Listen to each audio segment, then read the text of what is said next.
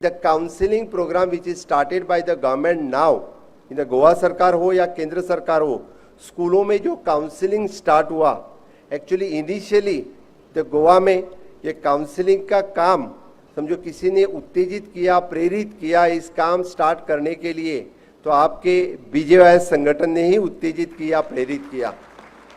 उन्हीं के वास्ते यानी दूसरी बात जो काम एक्चुअली उसी लिए तो गोवा में काउंसलिंग काम प्राइवेट ऑर्गेनाइजेशन के वास्ते स्टार्ट हो सका और द काउंसलिंग प्रोजेक्ट गोवा में 2002 से स्टार्ट हो चुका।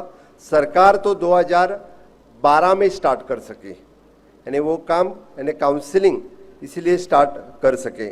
खास करके द न्यू एजुकेशन पॉलिसी जिसका इम्प्लीमेंटेशन इस देश में यानी 70 साल के बाद होने लगा है, उसकी सही में ज़रूरत थी।